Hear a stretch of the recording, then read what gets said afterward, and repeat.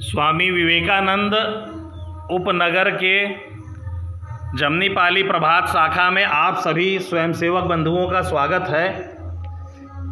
जैसा कि हम सभी जानते हैं, ज्ञान गंगा कार्यक्रम के तहत रोज़ हम एक नए विषय पे एक स्वयंसेवक के साथ बात करते हैं और आज 25 जून एक बहुत ही ऐतिहासिक तारीख भारत के इतिहास में और भारत के लोकतंत्र में एक बहुत ही ऐतिहासिक तारीख है। भारत का लोकतंत्र 47 से आज़ाद होकर 2021 तक पहुंच चुका। काफ़ी गहरी जड़ें हैं लोकतंत्र की, लेकिन बीच में हम लोगों ने एक दो काला अध्याय भी देखा हुआ है। तो कल हमारे बीच अभी शाखा में हमारे स्वयंसेवक अवधेश सिंह जी उपस्थित हैं। आप साडा कॉलोनी में निवासरत हैं और स्वदेशी सेंटर के आप अधिष्ठाता भी हैं। आज अवधेश भैया हमें 25 जून काला अध्याय क्यों है उसके विषय में हमें कुछ ज्ञानवर्धन बातें करेंगे। अवधेश भैया।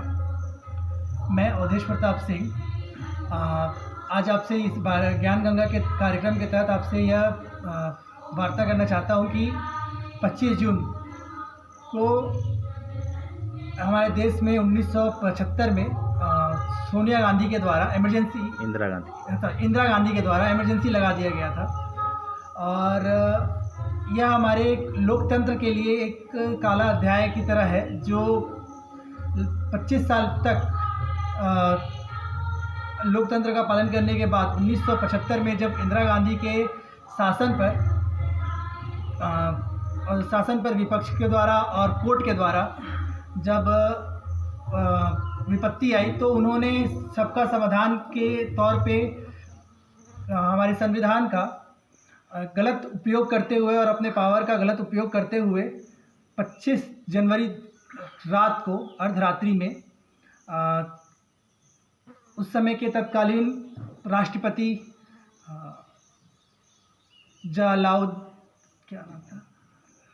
जलाउद्दीन अली अहमद के द्वारा एक ऑर्डिनेंस पास करवा दिया, जिसमें तत्काल प्रभाव से इमरजेंसी लगा दिया गया। अब इमरजेंसी कुल 21 महीनों तक लगी रही। 21 मार्च 1977 तक 21 महीनों के लिए इमरजेंसी थी। इमरजेंसी का हमारे कॉन्स्टिट्यूशन में, संविधान में जो प्रावधान है वो कुछ ऐसा है कि सिर्फ 3 कंडीशन में ही हम इमरजेंसी लगा सकते हैं। उस समय लगा सकते थे 3 कंडीशन में। पहला कंडीशन था कि आपके देश में कोई आक्रमण हुआ हो, वॉर का स्थिति चल रहा है, या फिर देश के अंदर सशस्त्र विद्रोह चल रहा है गवर्नमेंट के विरुद्ध, और तीसरा कंडीशन था देश में अशांति का माहौल हो। इंदिरा गांधी जी ने जो तीसरा जो कारण था अशांति का माहौल देश के अंदर, उसको बहाना बना के ये इमरजेंसी का लाया था। हमारे देश में कुल 3 बार इमरजेंसी लग चुकी है। 2 बार युद्ध के लिए 1962 में और 1971 में, लेकिन एक बार सिर्फ अपना सत्ता बचाने के लिए 1975 में भी लगाया गया है, जो कि एक लोकतांत्रिक देश के लिए बहुत ही बुरा साबित हुआ, क्योंकि इमरजेंसी में जो प्रावधान हैं उसके अनुसार हमारे जितने मौलिक अधिकार हैं, नागरिकों के सारे मौलिक अधिकार छीन लिए जाते हैं, और जिसके वजह से गवर्नमेंट के पास निरंकुश ताकतें आ जाती हैं, जिससे वो कुछ भी कर सकते हैं देश के अंदर। और इसी के जब 1975 में भी लगा तो कुछ ऐसा ही हुआ। उस समय भी वो अपने जितने विपक्षी दल के जितने नेता थे, सभी नेताओं को बिना नोटिस, बिना जानकारी के जेल के अंदर डाल दिया गया।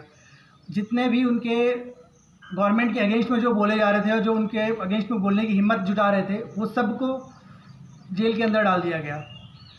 तो इस तरह से, और फिर 2 साल तक बीच में कोई इलेक्शन भी नहीं कराया गया, ताकि डेमोक्रेसी पूरी तरीके से ठप कर दी गई। नागरिकों के सारे मौलिक अधिकार छीन लिए गए, उनके साथ ज़ोर ज़बरदस्ती होने लगा। उन्हें बिना किसी नोटिस, बिना किसी जानकारी के उनके साथ उनको जेल में डाला जाना और उनके साथ अमानवीय व्यवहार करना शुरू कर दिया गया। उस समय इंदिरा गांधी के सुपुत्र संजय गांधी जी के द्वारा नसबंदी कार्यक्रम का शुरुआत की गई, जो कि उनके अनुसार पॉपुलेशन कंट्रोल के लिए था।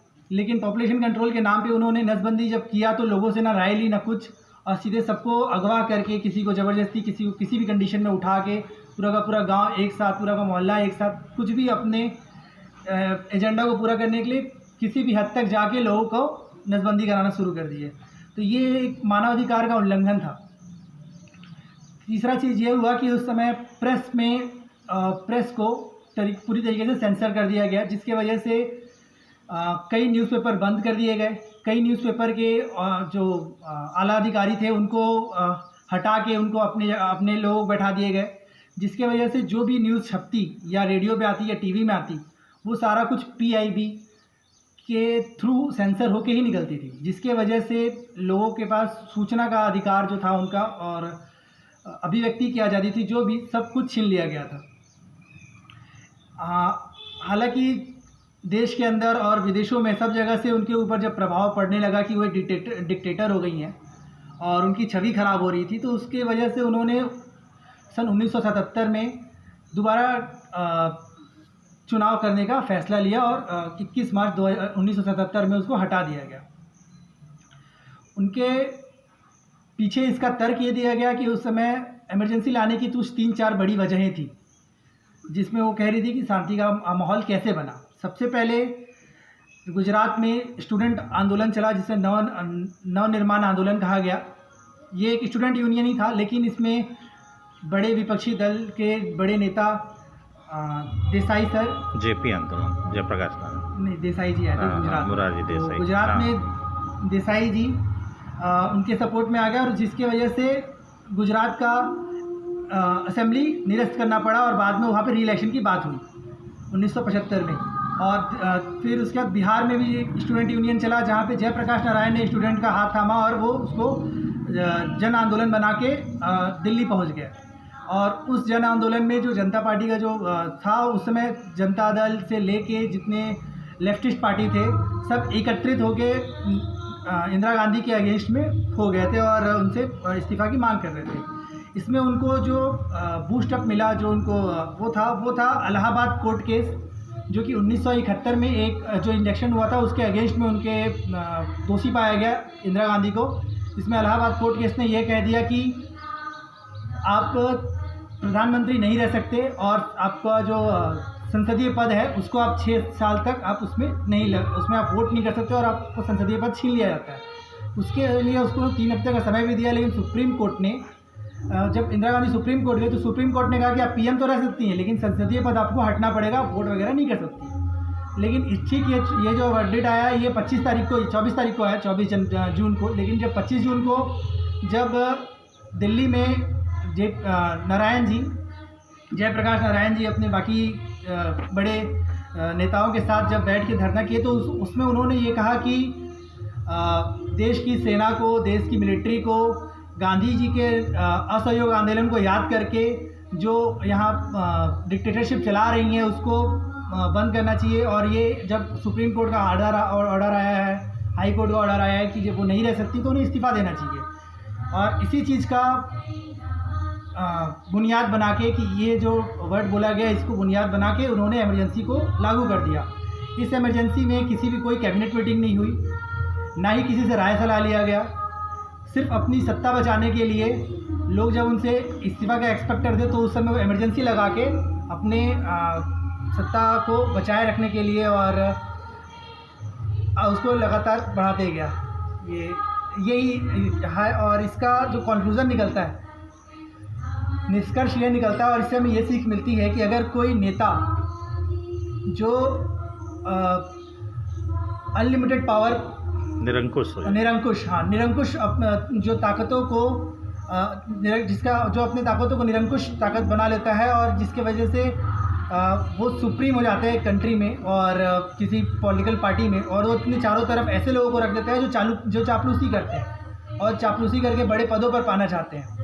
तो ऐसे लोगों की वजह से और जो जनता जिनको वोट करती है और वो लोग अगर अपने काम को ईमानदारी से ना करते हुए सिर्फ किसी एक नेता को, एक व्यक्ति को खुश करके अच्छे पोस्ट पाने के लिए जब प्रयासरत रहते हैं और ये कल्चर बन जाता है पूरे देश भर में सारे नेताओं के बीच, तो ये जनता का और देश का पतन होना शुरू होता है। और ये आपके इससे हमें इमरजेंसी से यही सीख मिलती है कि हमें अपने जो नेता चुनते हैं और जो नेता को हम सांसद बना के पार्षद बना के भेजते हैं, उनमें कम से कम ये टेंडेंसी नहीं रहे कि वो सिर्फ अपने पदों के लिए लड़ रहे हैं। क्या वो आपके लिए लड़ रहे हैं? अगर आपके लिए नहीं लड़ रहे हैं, आपके लिए बात नहीं कर रहे हैं, संसद में आपके लिए आवाज़ नहीं उठा रहे हैं, तो क्या वो इस लायक हैं कि वो दोबारा या फिर आप उसको दोबारा भरोसा कर सकें? तो ये आम जो जनता है उनके लिए, जो सिटीजनशिप है उनके लिए एक सबक थी। और धन्यवाद। मैं इसी का विराम करता हूँ। Thank you.